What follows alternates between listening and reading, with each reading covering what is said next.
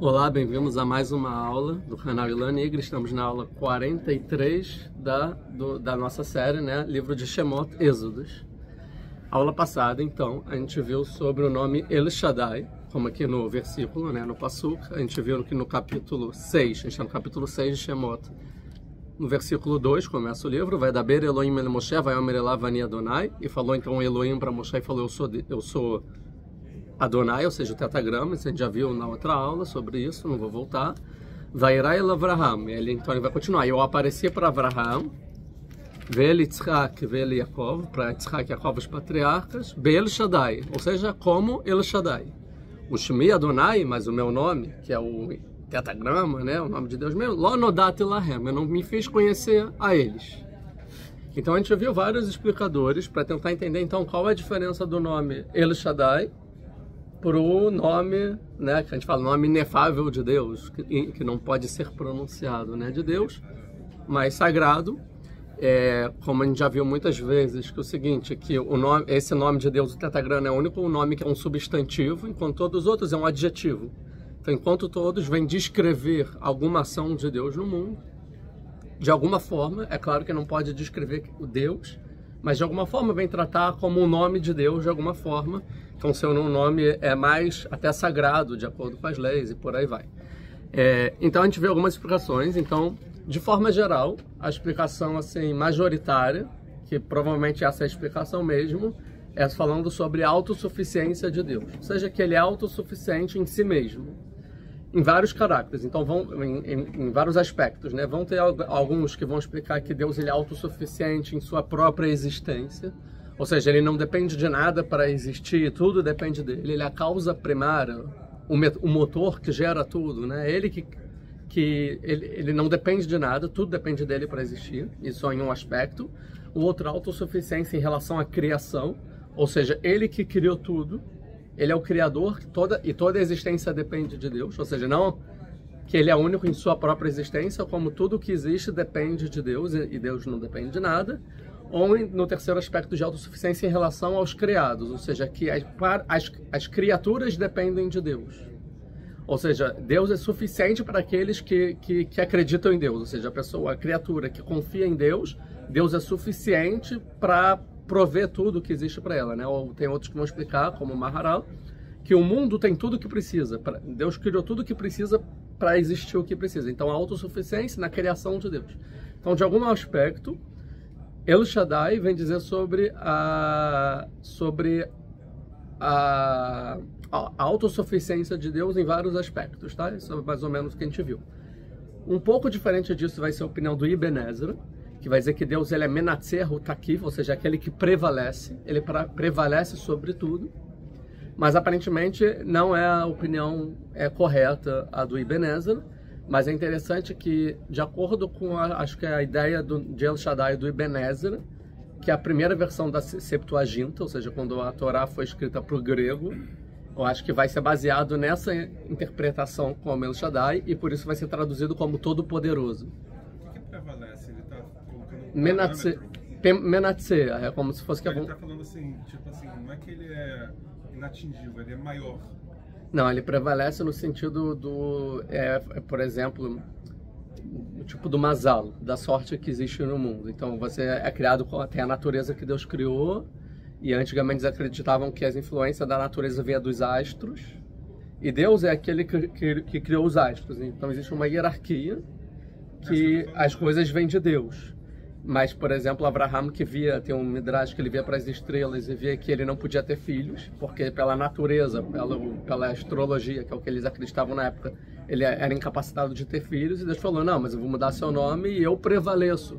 Ou seja, eu prevaleço sobre a natureza. Ou seja, no final, eu consigo vencer toda a estrutura que existe no mundo e fazer a minha vontade acontecer. De alguma forma é isso.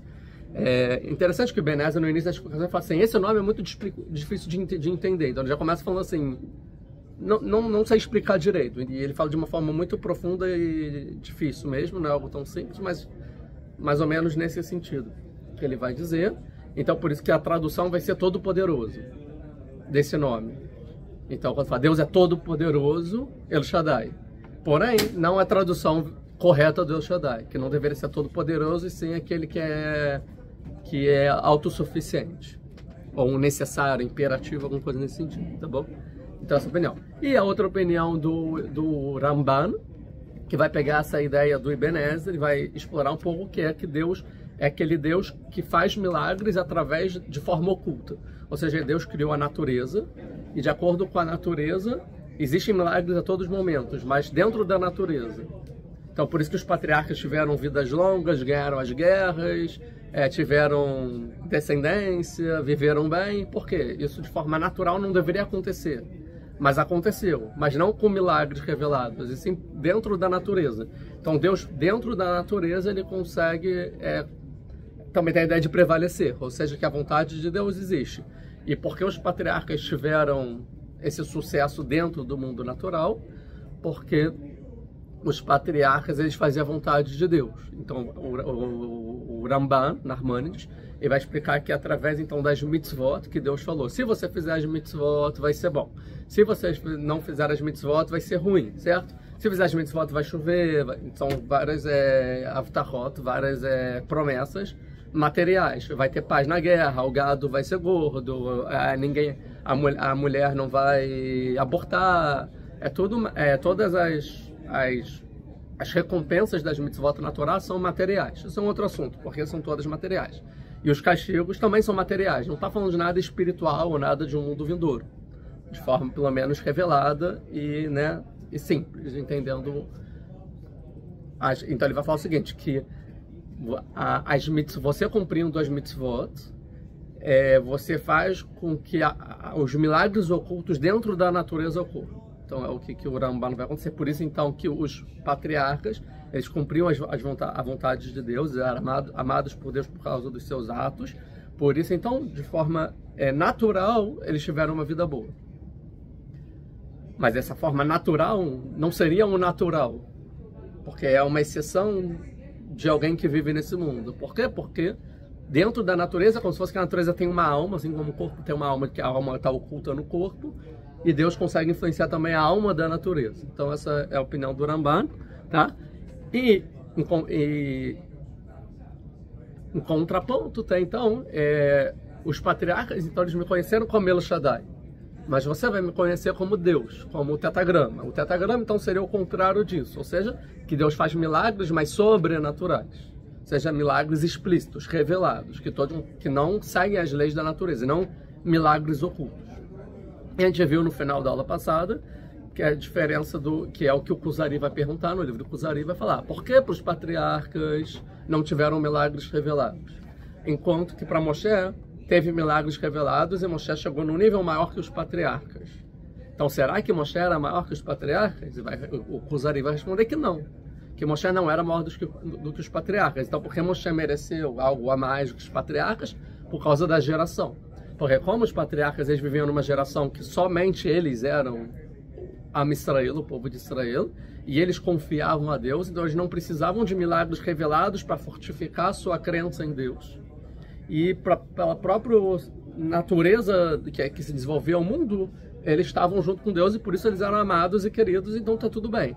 Mas como Moshe precisa convencer um povo que tem 600 mil pessoas, e óbvio que no povo vão ter pessoas mais perversas, pessoas mais ignorantes, outros mais sábios.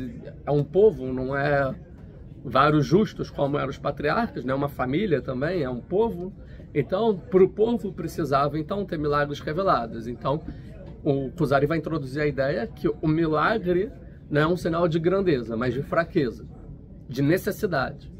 Ou seja, porque no mundo ideal, milagres revelados que fogem das formas que Deus delimitou o mundo, que é o El Shaddai, como ele delimita o mundo, não precisava variar. As coisas podiam acontecer naturalmente, mas quando existe uma extrapolação da natureza, ou seja, que sai das regras que ele fixou, quer dizer que tem alguma coisa errada, mas é necessário. Então seria a opinião do Kuzari. E por último a gente viu a opinião do Rava Bravanel, que ele vai contra essas opiniões e vai falar que o nome de Deus, que Deus revelou para Moshe com o nome de Deus, em relação ao El Shaddai, vem ressaltar uma intimidade. Deus está se apresentando, eu sou Deus. Eles me conheceram como El Shaddai, mas não como Hashem, ou seja, eles não estão me conhecendo como você está me vendo. Uma intimidade. O que é intimidade? O nível profético de Moshe era além do nível profético dos patriarcas. Então Deus está falando, a partir de agora você vai ter um nível profético maior. Se entender mais sobre profecia, dá para entender que todo milagre, pelo menos de acordo com Maimônides, todo milagre que acontecia era realizado através de um profeta. Então, se um milagre acontece, é porque através de um profeta esse milagre veio para o mundo. Ou seja, o primeiro sinal de alguém ser profeta é poder fazer milagres, a priori, tá bom? É uma regra geral, não uma regra geral, já entro nisso. Como assim? Quando um profeta falava, oi, eu sou profeta, Deus me deu um aviso aqui, vocês têm que fazer tal coisa. Diferente de Moshe, mas um profeta que não está trazendo uma Torá nova, mas está falando, Deus me livre, destruir Jerusalém, ou não, Deus vai trazer a salvação, tem que ir para a guerra que a gente vai ter a vitória. Deus falou comigo, aí as pessoas vão... Quem disse que você é profeta? Prova pra gente. Então ele tinha que ser levado para o Sanedrim, para o maior supremo tribunal rabínico da época, 71 sábios, e ele perante o Sanedrim ele tinha que provar ser profeta. Como se provava ser profeta? Realizando milagres. É o que a Torá vai falar lá em Devarim, Deuteronômio. Que se vier um profeta tem que trazer um ot ou um mofet, ou seja, um milagre, para validar a sua profecia. Logo, como você sabe que a pessoa é profeta? Se ele faz milagres. Logo, o profeta faz milagres. Logo, se alguém faz milagre, é profeta. Tanto que é o sinal de mostrar, faz milagre, então é profeta. Certo? Agora, a exceção é o que vai trazer lá na Torá. Porém, existe a exceção, que é o falso profeta. O que é o falso profeta? Ele vai conseguir realizar milagres, mas não é um profeta. Mas se o sinal é a profecia, é um milagre, agora fica difícil para mim. Então a Torá vai dizer, não.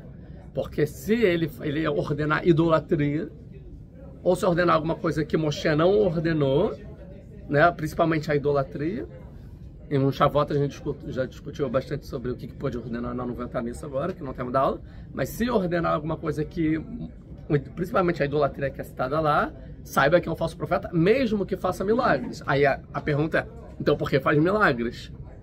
Aí a Torá completa fala, porque Deus está fazendo isso para te testar. Então é exceção. Às vezes Deus vai te testar fazendo milagres através de um falso profeta. É óbvio que não tem interpretações daqui. Então o falso profeta pode fazer milagres de verdade? Não é de verdade. Você vai achar que é milagre, mas na verdade é uma mágica, um truque e tal, e parece verdade. Mas saiba que não é. E vão ter explicadores que vão dizer, não, realmente vai fazer milagres sobrenaturais e tal. Mas se a idolatria, saiba que é falso. Tanto que o Maimônides vai dizer que isso que a gente se baseia, que um profeta é baseado no milagre, não que é 100% que aquele é um profeta verdadeiro. Mas é igual, por exemplo, quando você vai julgar alguém. Você tem que trazer 2 testemunhas. Essas testemunhas vão ser verificadas através dos sábios. E se os relatos baterem, você vai fazer uma decisão judicial, até podendo ser pena capital, pena de morte, para aquele de acordo com os 2 testemunhas. Mas essas 2 testemunhas podem mentir. E o tribunal pode errar. Verdade. Então, nada que a gente faz 100% é 100% aquilo. Tanto tem Edim, Zomemim, os falsos testemunhos que fizeram ter o veredito errado porque eles mentiram e depois descobriram que era mentira. Tem esse caso. Logo, pode passar alguma coisa. O profeta também falso pode, sem querer, passar como verdadeiro.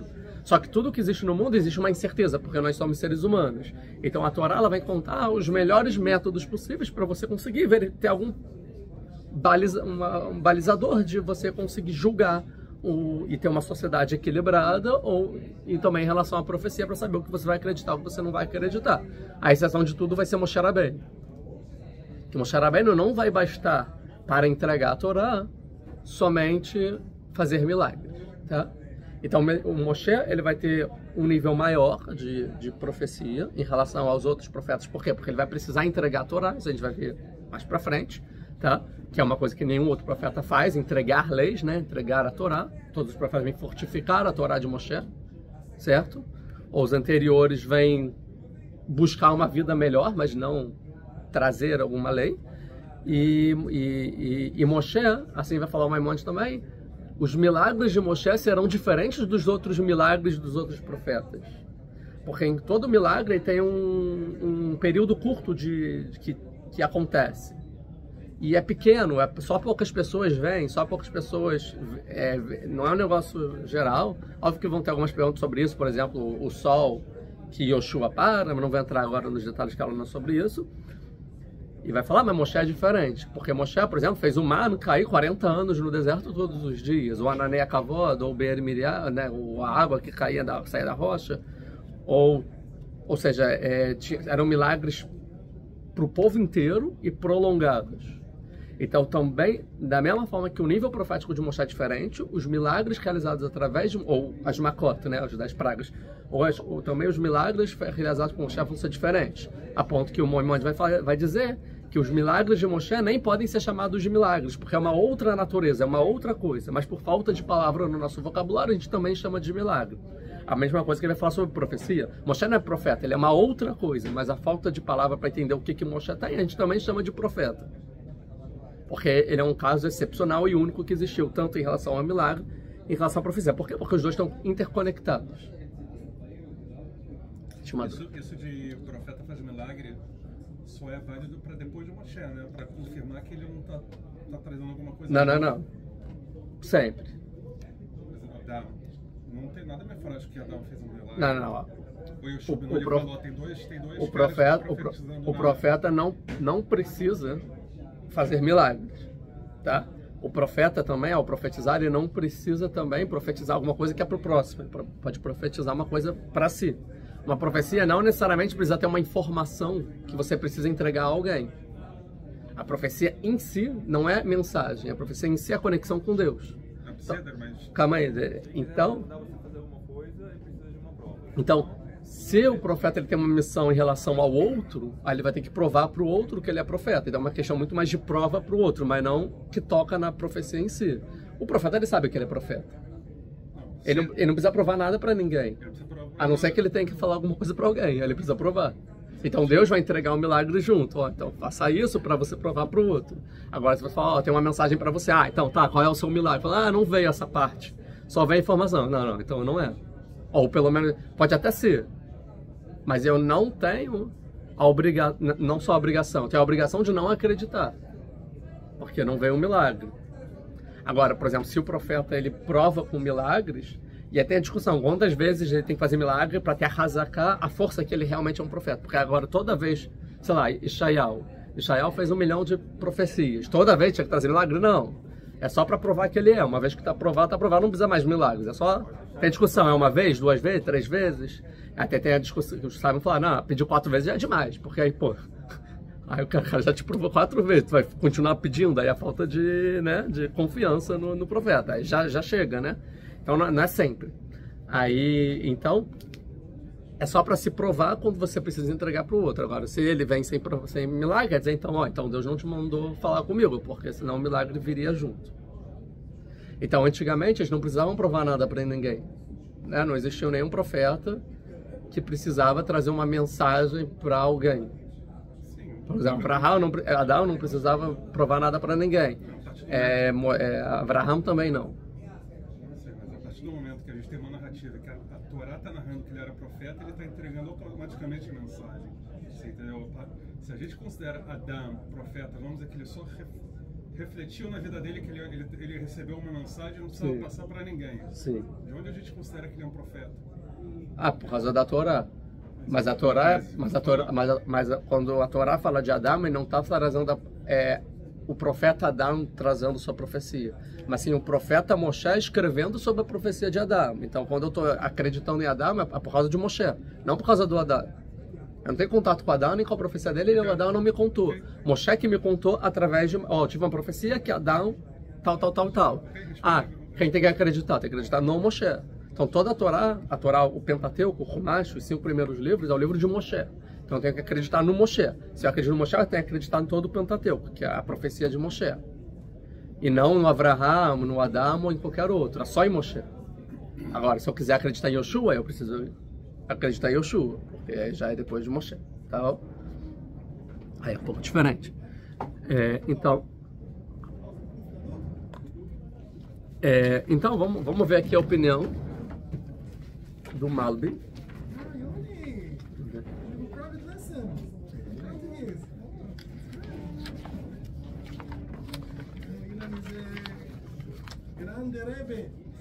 Português.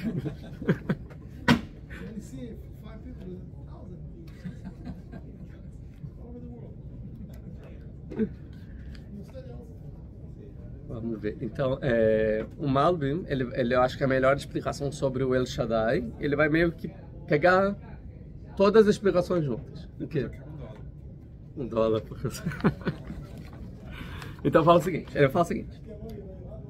Tem uma diferença sobre a profecia que acontece por influência do nome do tetragrama de Hashem, com a profecia que acontece através de influência de outros nomes de Deus, como por exemplo, como El Shaddai, que é como ele se revela para o Abraham e Yaakov. Lembrando que ela passada já viu que Abraham e Yaakov tiveram profecias também com o nome de Hashem, né? Pelo menos no Brit Milá e no Brit Ben Abetarim, por exemplo, Abraham, tá? Mas não é que a mensagem da profecia traz o nome de Hashem, e sim a forma profética se dá através de algum nome. Não sei se dá para entender melhor. Vocês têm um profeta e ele tem que se conectar com a divindade, certo? Com a Elokut, certo? Isso vai se conectar de alguma forma. Ela pode se conectar através da forma chamada o nome de Hashem, ou como Elohim, ou como El Shaddai, ou como outros nomes. De acordo com o nome que a profecia vem, a profecia ela tem uma natureza diferente uma da outra.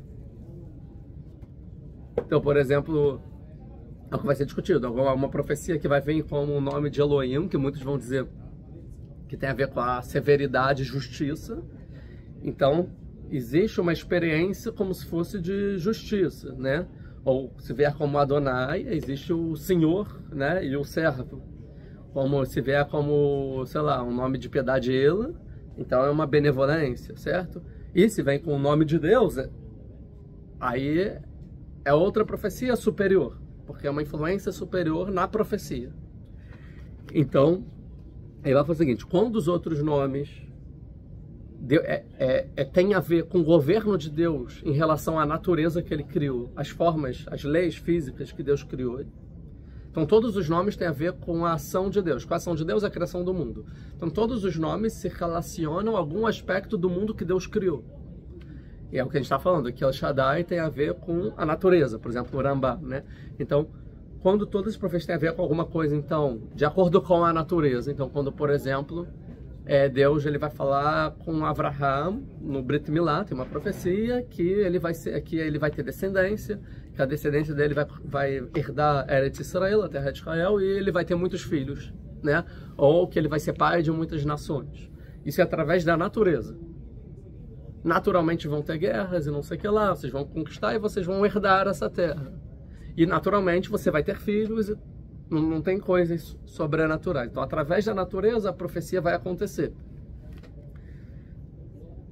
Aí fala, mesmo que ele entra no Ramban, mesmo que a natureza se comporta de uma forma fixa, como Deus estipulou nos 6 dias da criação, né, quando Deus criou o mundo.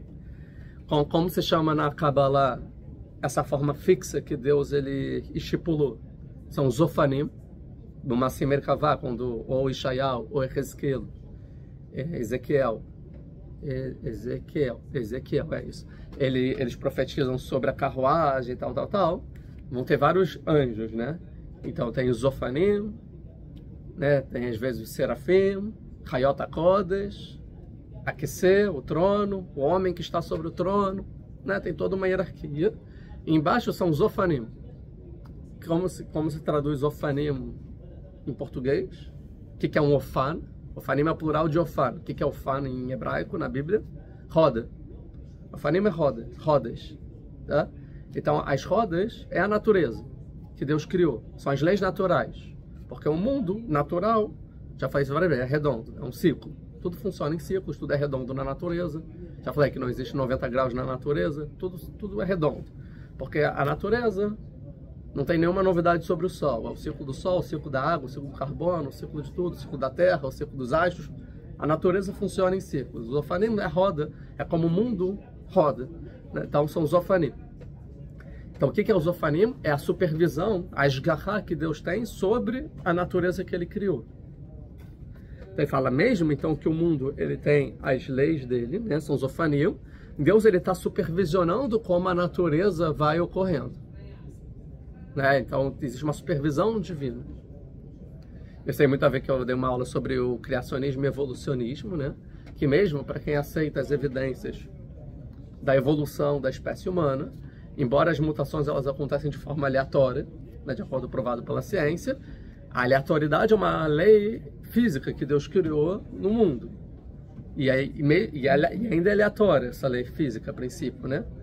Então, mesmo assim, existe uma esgarra, uma supervisão divina sobre a forma que a natureza age, mesmo de forma aleatória. Então, embora você ache que é aleatório, na verdade não é aleatório, existe uma supervisão divina, a ponto de um processo de evolução ser criado vida, ser criado o mundo, ser criado o ser humano e ser criado Adão e seus descendentes, né? A imagem e semelhança de Deus. Ah, mas isso tudo se deu de forma aleatória. Sim, mas existe uma supervisão, são os Zofanim. Tá? É a natureza. Como, por exemplo, ele fala, como a alma dá vida ao corpo, né? E a alma fica escondida e oculta, mesma coisa o mundo. Existe uma alma, que são os Zofanim aqui, a forma que Deus supervisiona o mundo. Malo. Então, eu falo assim, essa vida, a forma que a natureza de forma oculta ela se funciona é através do critério de recompensa e punição, Sachar Vaonesh, que está escrito na Torá. Se você fizer mitzvot, vai chover, né? Ou seja, a alma do mundo ele colabora para ser bom ou ruim de acordo com as suas ações, com o livre-arbítrio humano. Existe uma correlação entre a materialidade e a ação humana, que a princípio não é vista. Por quê? Porque é a alma do mundo. Tá? Parece contraditório, porque pela natureza humana, pela natureza do mundo, se eu fizer tudo certo, eu não vou ter... Exatamente, não vai ter. Então ele está falando, é como se fosse que o mundo tem um corpo, mas também tem alma. A alma é supervisão divina no mundo, nas regras da natureza, sem interferir nelas. Né? Ou seja, porque pela natureza pode ser que chova. Não quer dizer que vai ter um milagre para chover, mas o clima vai fazer com que chova no lugar correto. Todas as mitzvot, com kavaná, com tudo, não vai chover todos os dias que eu preciso. Tá, aí você já tem aqui uma pergunta em relação ao como funciona essa recompensa e punição. Não estou agora entrando sobre a recompensa e punição, mas estou falando de acordo com o que está. Na teoria, ela parece contraditória com... Sim, mas por exemplo, mesmo que era um indivíduo, que era Abraham e Sarah, eram indivíduos, e a gente viu que no final eles tiveram tudo de bom. Não é que não passaram por perrengue, sofrimento, passaram, mas no final deu tudo certo. Por quê? Porque a supervisão divina, as garras pratit, né, individual, estava sobre eles.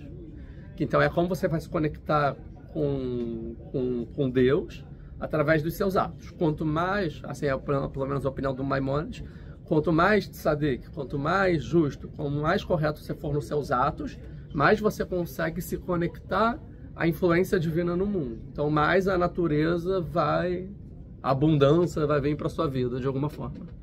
E você pode se desconectar de Deus através dos atos errados, né? E aí então é como se fosse que a conexão da alma, da natureza, a natureza vão se desconectar em relação a você e você está para a natureza, ou seja, viver a tua vida de acordo com as regras da natureza, pela probabilidade do mundo e se dê bem.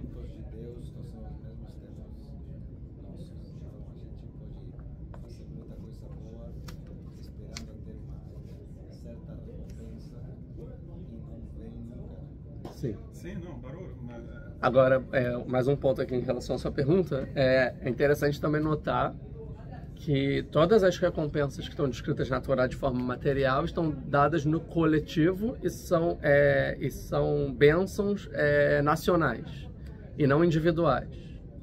Então, por exemplo, se vocês cumprirem, vai chover na terra, é para todo mundo. Vai vencer a guerra. Vai ter paz na terra. O gado não é você vai ter um gado bom.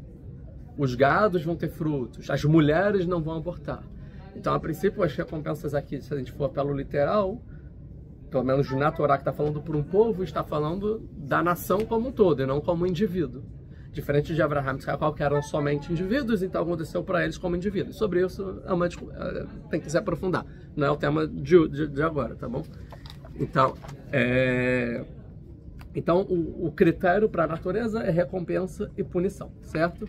Ou seja, se os atos são bons, desperta uma influência divina e espiritual que influencia a natureza para o bem, para a bênção, no caso, tá? E se os atos não são bons, né, são tampados esses canais espirituais, no caso, que conecta com a natureza, e aí a gente vive na natureza cega, né, que aí se vira, que é a maldição da cobra, né? Ó, tem pó da terra, o mundo tá aí, eu criei as leis, se vira. Você quer se dar bem? Pode até se dar bem, mas é pelo seu próprio mérito aí, tenta aí nessa vida, né? Mas tem uma desconexão com Deus. Aí fala, esse tipo de governo, como Deus governa o mundo através dessa forma oculta, é muito oculta. É uma coisa muito oculta. E essa era a característica que estava com os patriarcas. Então, os avós, Abraham e Jacó, assim eles se conectavam com Deus, tá? E todos os tzadikim, então Adão, todos os tzadikim, todos os justos, até Moshe. Então, fala o Mag. Ou seja, que a Ashgaha, a supervisão divina, era através da natureza. Através de milagres ocultos, como vai falar o Rambam.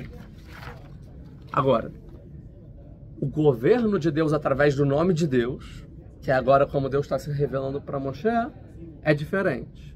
Por quê?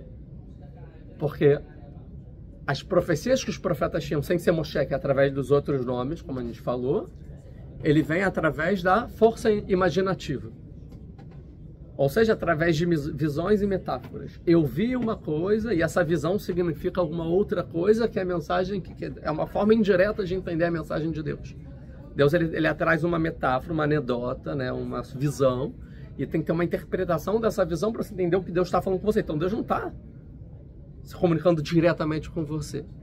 A sabedoria, a informação divina, ela vem e de alguma forma ela se manifesta de uma forma que a sua imaginação vai ter que trabalhar, igual um sonho, né? No sonho você imagina, e esse sonho, a visão em si, ela fala muito mais sobre você como sujeito do que a mensagem como objeto, ou seja, ela é subjetiva e não objetiva.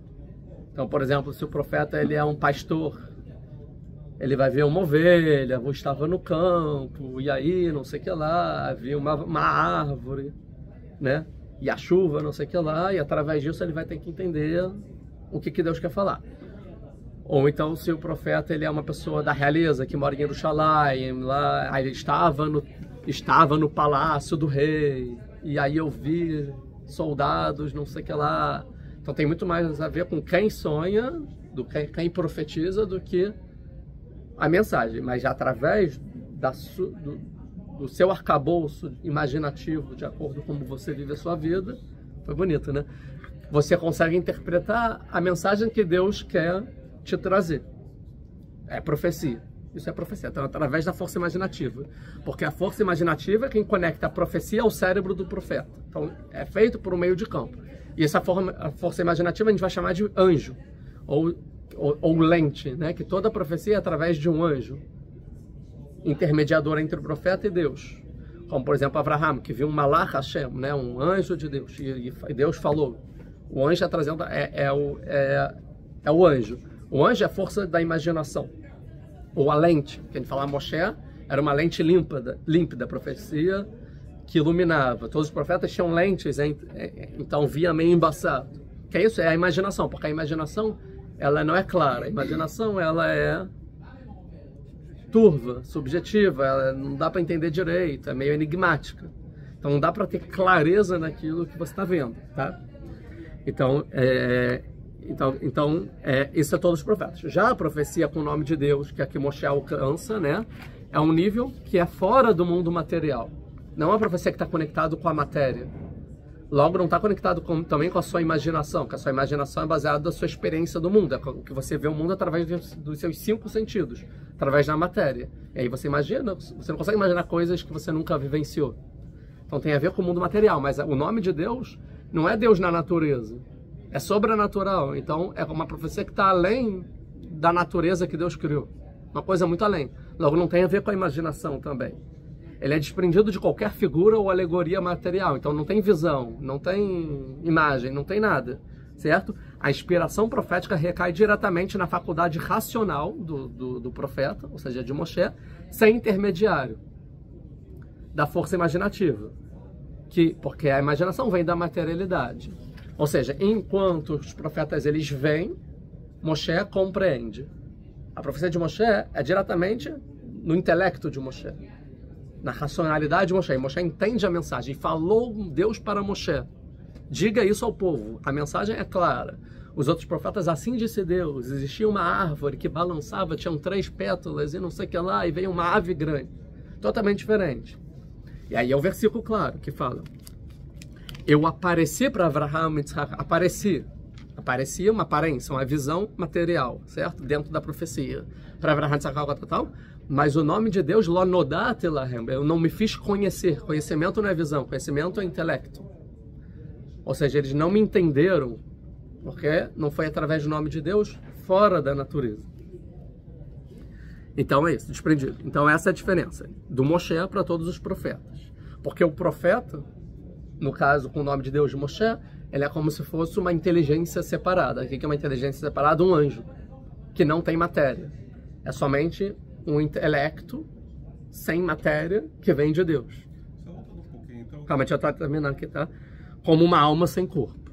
Então é como se fosse que Moshe, na profecia, não tem materialidade. Ou seja, é como se fosse que ele está totalmente alma sem corpo, sem matéria. Por isso que a influência dessa profecia podem ser milagres que vão quebrar as regras da natureza e trazer uma revelação divina, e não a vontade de Deus através de forma oculta na natureza. Fala. Então toda vez que a gente fala vai da beira Adonai Moshe Lemor, esse verbo é errado a forma como a gente traduz, que é falou ou disse. Então, é uma outra coisa que a gente não tem nem noção do que é. O falou, eu estava discutindo no bar, eu estava discutindo com ele isso uma vez. O falou aqui é uma metáfora que a Torá descreve, porque a gente não consegue entender como que Deus se conecta com o profeta, que não é através de fala, é através de profecia. A gente não sabe como é a profecia. Então é uma forma de falar que os seres humanos entendem. Ah, falou, comunicou. A mensagem foi dada. Agora, como essa mensagem é dada, o próprio homem fala, não sei. Não tem como saber. Então, vai da beira, né? É só Moshe. Essa estrutura só acontece com Moshe, porque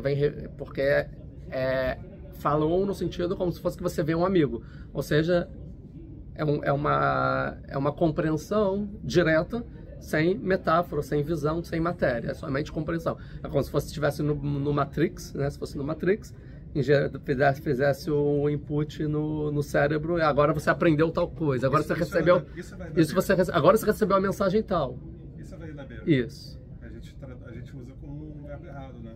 Que é falar. Não, o vai da beira significa falar, mas o falou aqui está de forma metafórica, poética, e não literal, como todas as palavras da Torá, né?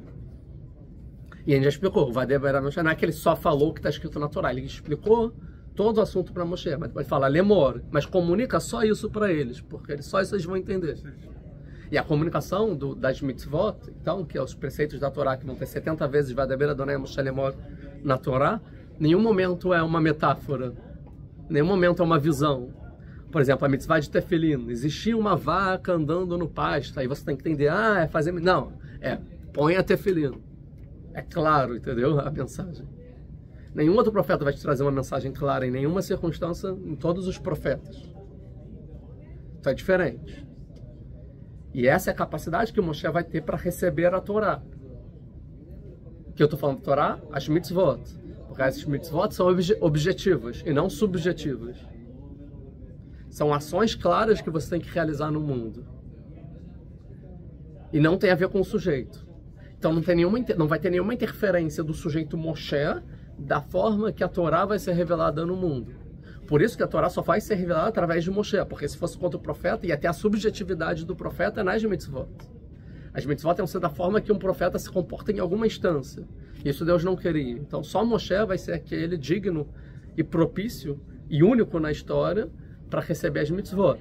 Mas de novo, então por que Moshe ele chegou no nível que ninguém chegou?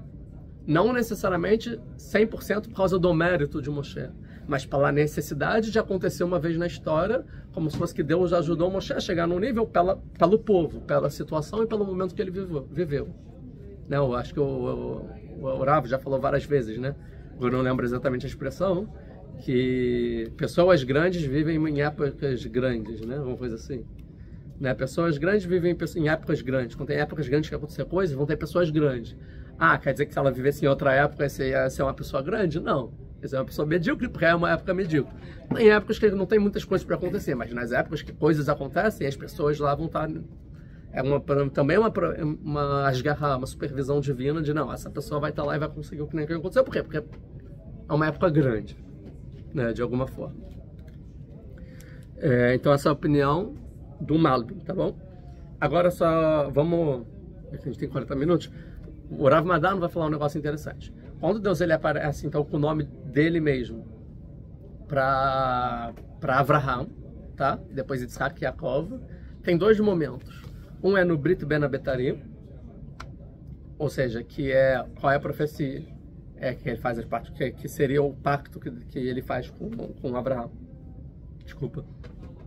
Que é 400 anos, sua descendência vai viver de um lugar como estrangeiros, num lugar que não é de vocês, e vão ser escravizados, e vão ser oprimidos. Mas depois eu vou salvar com grandes propriedades, e também vou julgar esse povo. Isso é o Brit Ben Abetarim, certo? 400 anos. E outro é o Brit Milá, certo? O Brit Milá, deixa eu pegar aqui então, só estou com o Shemot. O Brit Milá é no capítulo 17, em Bereshit, né, Gênesis.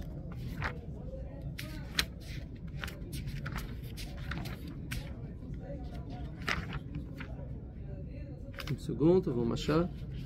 Capítulo 17. Cadê você? Aqui. E foi Avraham com 99 anos, né? Vayar Adonai el Avraham. E apareceu uma visão. Adonai, mesmo usando o tetagrama, ele não vai se apresentar como tetagrama. Para Avraham, que era só Avraham, né? Não era Avraham. El Avraham vai Omer Elav, Ani El Shaddai. E vai falar para ele, eu sou El Shaddai. Então ele se apresenta como El Shaddai, não como tetagrama.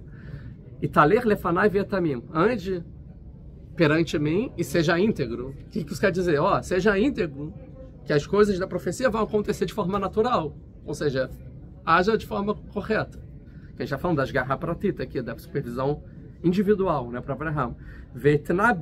Então eu vou fazer um pacto entre eu e você, eu vou te fazer multiplicar muito, de forma natural.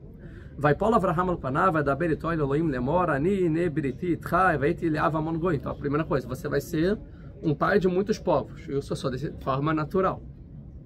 Certo? Veloi Kareo do Shemech Avraham, Veeshmcha Avraham, que então vai se chamar Avraham, né, o rei, Vefret Otcha, eu vou te fazer multiplicar, Bemeod, muito. Venatatecha Legoim, Melachim e Menetzel. De você vão sair vários povos e vários reis. Ou seja, multiplicar muito é além do normal da natureza, mas ainda é dentro da natureza. É como se fosse a natureza sendo levada ao seu extremo máximo de fartura, né? Mas dentro da natureza ainda. Curva de Gauss. Isso. Curva de Gauss, exatamente. Falando de uma probabilidade aqui normal. Então, se você pegar Avraham e depois a mesma coisa, essa profecia vai ser transpassada para Yitzhak, depois que Avraham morre, e depois para Yaakov, a gente vê que essa profecia ela tem um caráter seguinte, sempre vai ser isso, tem a ver com a descendência. Você vai ter descendência, essa descendência vai se multiplicar, essa descendência vai ser Am Israel, sempre tem a ver com a descendência. Então é Deus como se fosse falando assim, eu vou cuidar da sua descendência. Mesmo a sua descendência agindo dentro da natureza, eu vou estar supervisionando ela. E a gente vai ver então que a maioria, essa profecia tem o caráter seguinte, a partir de agora você vai ter filhos, vai conseguir criar novas gerações, e eu vou estar de olho nessas gerações, a ponto que essas gerações, elas vinguem, né? Que elas se multipliquem. E principalmente, depois a gente pode ver isso em outro lugar, principalmente no aspecto de não se assimilar. Ou seja, de não se misturar com as outras nações. Que essa nação vai ser alguma coisa importante. Então Deus vai vigiar a sua descendência, mas dentro da própria natureza. Isso. Agora, quando a gente vai ver o Brit Ben Abetarim, certo? Que é o capítulo, até antes, né? Que é o capítulo 15, Pasuk 7, é o versículo 7. Aqui, 15, 7.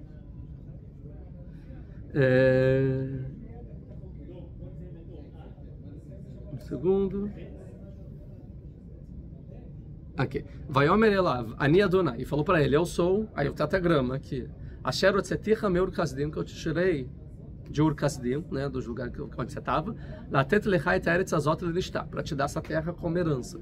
Vaiomer Adonai Elohim Bemai Yadai Kirashai. Fala, como eu vou saber que eu vou herdar ela? Vaiomer Elav, Kichali Egla Mishulash. Aí tá, tem todo o processo lá, ele pegou, tal, aí tem uma visão aqui, que ele viu um ait, né, um falcão, como se traduz isso? Ait é... O quê?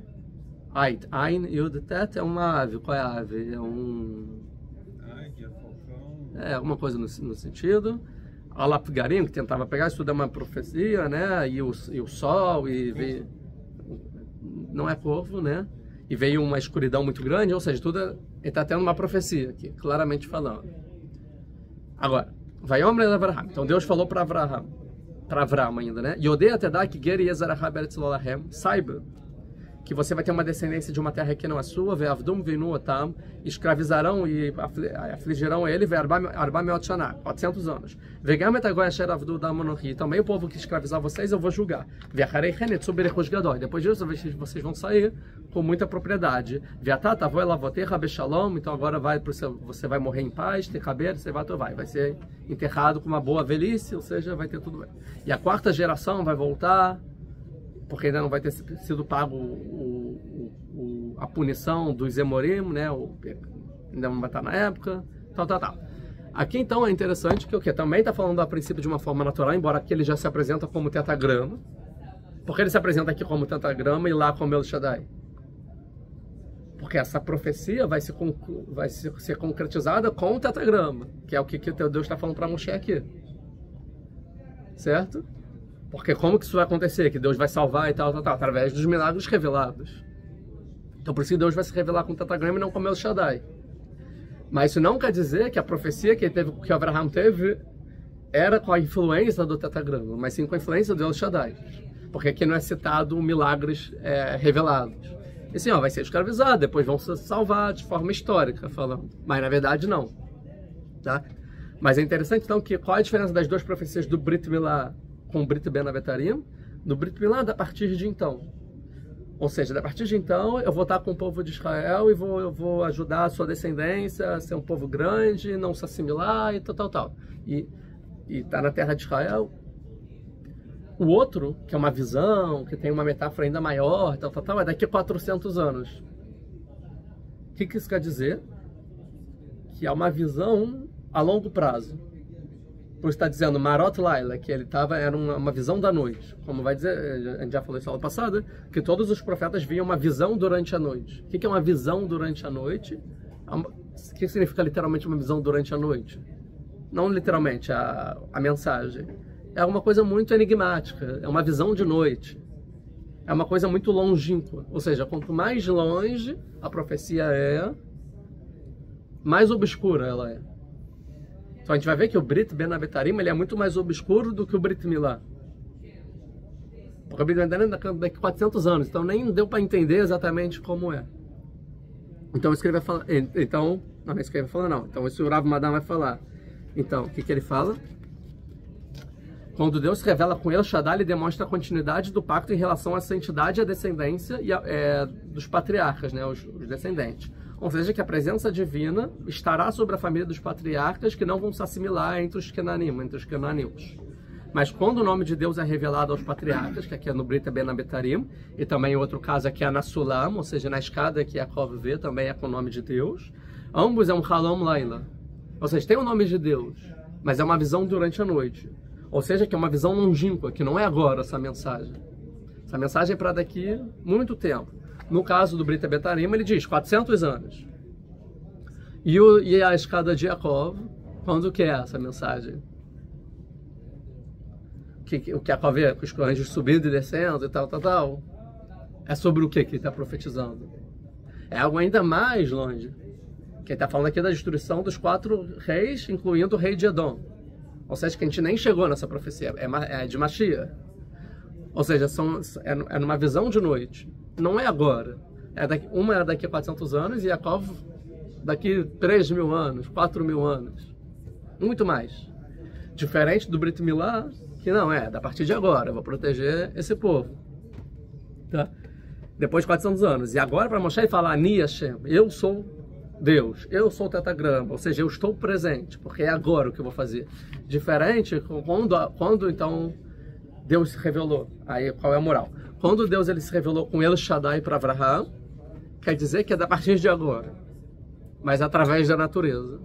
Quando Deus se revela através do tetragrama para Abraham, quer dizer o seguinte, lá no futuro. Porque lá no futuro pode ser que aconteçam milagres revelados, mas não é um negócio de agora.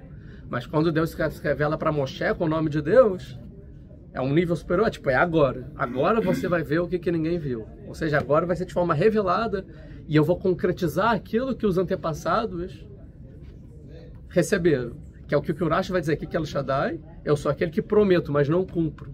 Mas eu sou Deus, aquele fiel em fazer cumprir. Ou seja, eu vou cumprir aquilo que eu prometi para os antepassados. Então, o que eu prometi para os antepassados especificamente aqui? Qual é o assunto? O Brit Ben Abetarim, que é daqui a 400 anos. Deus está se revelando para Moshe, falando, agora chegou o momento. Chegou o momento de cumprir esses 400 anos. Então, agora eu sou Hashem. Ou seja, aquilo que ele me viu como Hashem, agora esse Hashem chegou. Vamos fazer acontecer, a partir de agora. Tá? E não vale a pena continuar, então vou só me estender aqui só a opinião do Netziv de Volozhin. Deixa eu ver se falta alguma coisa no segundo. A gente viu isso. Aqui. Eu não terminei o Malbim. O Malbim fala assim, logo a liderança da época de Moshe era pelo nome de Deus, de tetragrama, que não é com a conexão da natureza e as leis, é sobrenatural, né?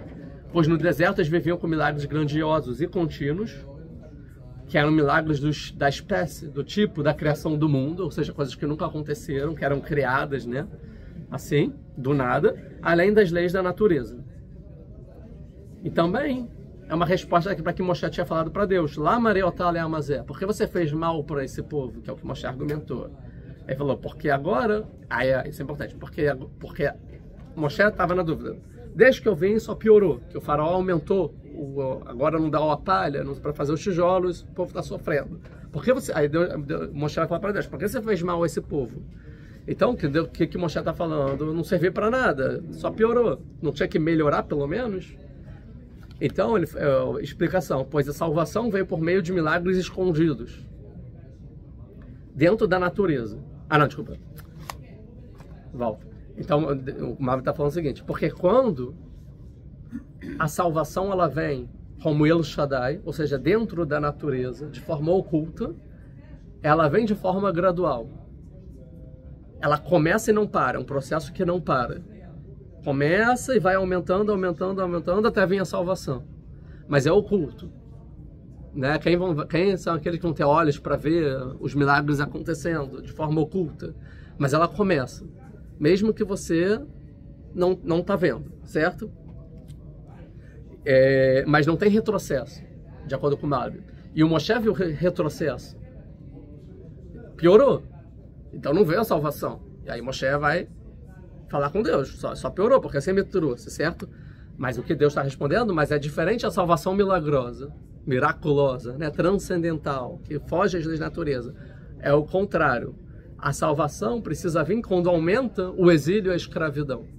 É justamente quando a salvação é revelada, é porque vai piorar. Primeiro vai piorar.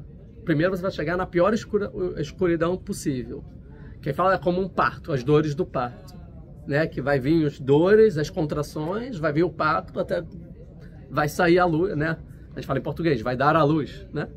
Ou seja, o filho é a luz do mundo, vai vir a luz, vai vir a salvação, o milagre revelado, né? E aí, depois das grandes contrações da mulher, que é uma luz gigante, que é além da natureza. Isso, então, ele vai explicar. Quando a salvação ela é natural, ela é gradual e constante e crescente, mas oculta. Mas quando a salvação é revelada, Aí ela primeiro vai piorar para depois vir a salvação. Por que primeiro vai piorar? Por uma série de motivos. Uma pelo contraste, outra pelo mérito. Tipo, ó, vocês não têm mérito, então o sofrimento vai pagar tudo que, ou, né, tem tudo que precisa para, ou então para trazer a escuridão para quem ser punido, que aqui é o Egito, chegar no fundo do poço a ponto de merecer um castigo divino direto sobre eles. Então, por uma série de ações.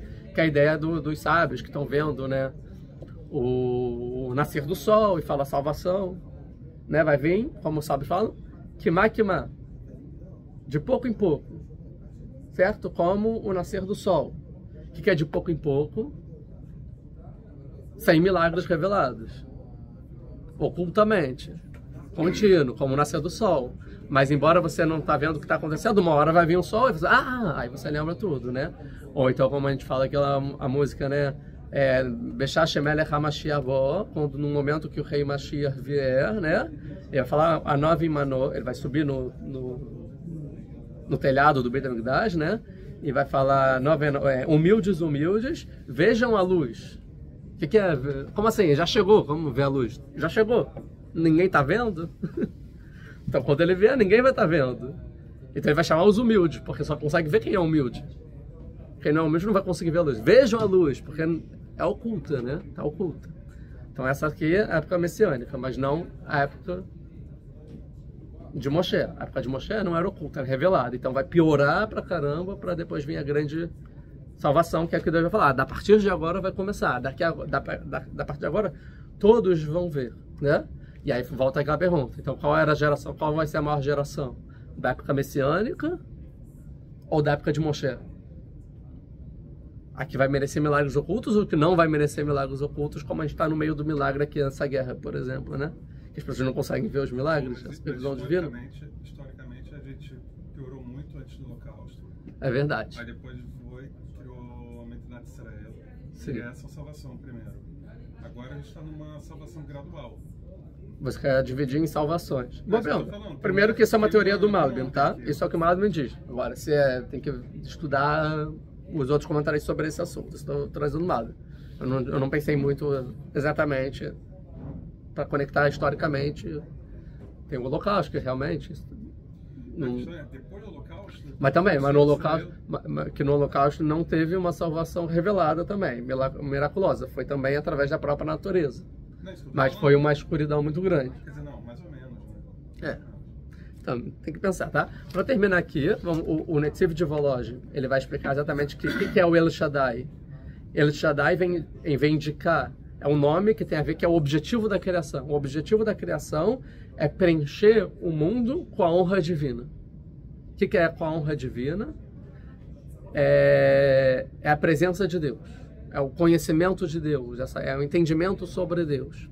Então, El Shaddai, que de forma natural as pessoas entendam que Deus é como que é onde está o local de Deus, né? Que Deus está em todo o local. Ou seja, o El Shaddai é a ideia que nesse mundo a honra divina tem que ser revelada e pela própria natureza, que é o que a gente vai chamar de Ashgará, de supervisão divina. Ou seja, que a supervisão divina, Ashgará, esteja sobre o mundo. Tá? Para entender que tudo no mundo existe Ashgará. E ele vai entender principalmente essa Ashgará se dá no exílio. Ou seja, quando a Ashgará mais vai funcionar, que é mais oculta, mas está lá na parte ruim, no exílio, quando tiver, né? Vai ter quem entenda que é no exílio. O Netziv nos outros que vão explicar mais sobre o exílio e tal, se de acordo com a Ashgará, não vou entrar nisso. Então, então a gente pode terminar, só terminando com a ideia do Ramchal. O Ramchal no livro... Qual é o nome? Não, não é Deota, é Dat Utvuna. Não é isso? Dat Utvuna? É Dat Utvuna. Utvunot. Dat Utvunot, isso mesmo, no plural. Dat Utvunot, ele vai exatamente explicar dois conceitos. Ele fala, Deus tem dois tipos de governo no mundo.